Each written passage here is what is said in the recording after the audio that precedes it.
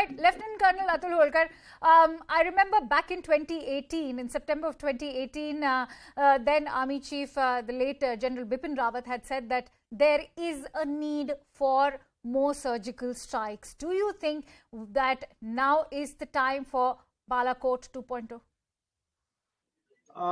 I don't think at this stage there are enough of countermeasures India is taking regularly on a daily basis at battalion level, at post level, at company level. It does not require a very major strike.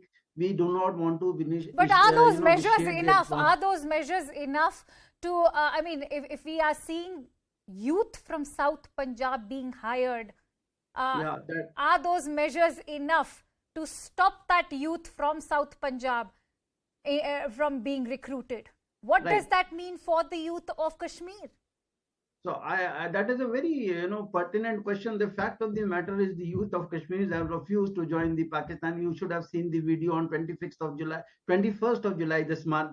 And they were shooting at the Kashmiris in Pakistan occupied Kashmir, and they were sloganing against the Pakistani army, the Pakistani state, and that what indicates that the local population has just given away and the entire system of supporting Pakistan anymore in Pakistan occupied Kashmir.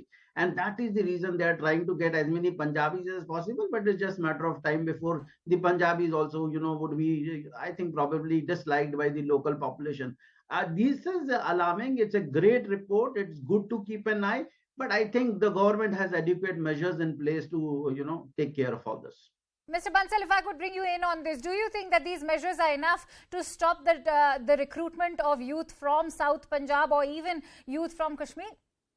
So what I'm saying is that yes, Pakistan has to keep this thing alive. Otherwise, no, because see, when we look at OGWs and the changing face of militancy, we call it OGW, we call it hybrid militancy. There's a very fine line. The fact of the matter is that the youth on ground level is very much part of this.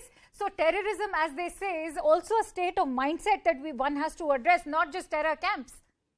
Akansha, since the abrogation of Article 370, I have not heard a single call for lockdown of Kashmir Valley, just one odd one. There are no stone throwing. It's a gradual change which is happening, and it is happening for good. The way Pakistan is imploding is also the time which Kashmiris are understanding that which part of the world they should be aligned with. Yes, there are issues, and the report has rightly brought out the sensitivities that are being created on the LAC. But I can assure you, I mean, the government and the army is fully alive to the situation. We are also watching our close friend, neighbor on the other side, and they all are in cohort and they always work together. So we are sensitive to this. There is an issue on Taiwan, and they may like to, kind of just little bit of burning on the Indian side to avoid Indians getting embroiled into counterbalancing China in case something goes up on the Taiwan Strait. All right. Lieutenant Colonel Atul Holkar would like to say something. I think Mr. Holkar, please go ahead. Yeah. So basically what I was saying is that the Chinese and Pakistanis, they are, definitely in cohort with each other and trying to ensure that India remains busy.